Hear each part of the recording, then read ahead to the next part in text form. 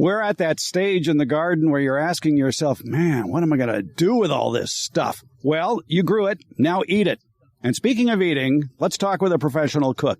Sacramento County Master Gardener Andi MacDonald is here. And Andi, you're feeding the crew here at the September workshop at the Fair Oaks Horticulture Center. And I bet you're using a lot of stuff that's in the garden right now. Well, we are. Our soup for today is a chilled fresh corn chowder. Well, that's nice that it's chilled, being we've had a spate of 100-degree days lately. Yeah, I figured that we were all traumatized by that and we needed something cool and refreshing. All right, so what is in this chilled soup? Well, okay, I start with a mirepoix, which is a combination of onions and celery and carrots, diced very small. And then I take fresh corn, shave it off the cob, and you do not throw the cob away, because the secret to this soup is the corn stalk.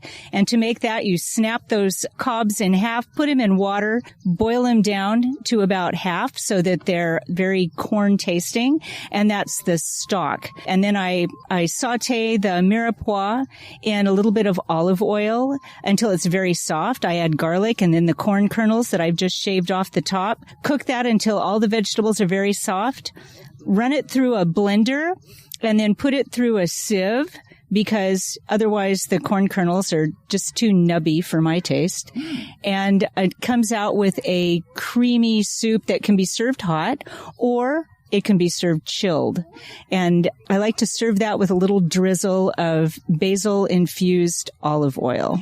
Ooh, that sounds good. You remind me of my Uncle Hubert back at the family farm in North Dakota. When I was asking him about his pigs, he said we use every part of the pig except the oink. That's about right, only I do it with vegetables. Right. Yeah, you know, a lot of people forget that when it comes to corn on the cob, you can eat it raw. Yes, you can. You can. And it's, in fact, I do that as I'm shucking it off, or as I'm shaving it off the cob, I'm popping it into my mouth because it's just so sweet right now. And the fresher, the better. My father used to tell me when we grew corn in our family garden that if you grab the corn and run to the house, if you fall down, the quality of the corn has been compromised because you took too long.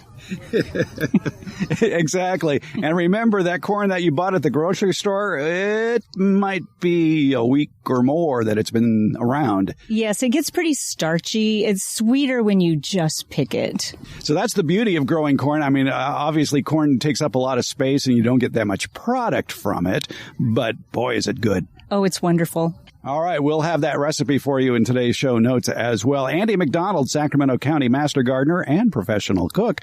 Thanks for the chilling corn recipe. Anytime.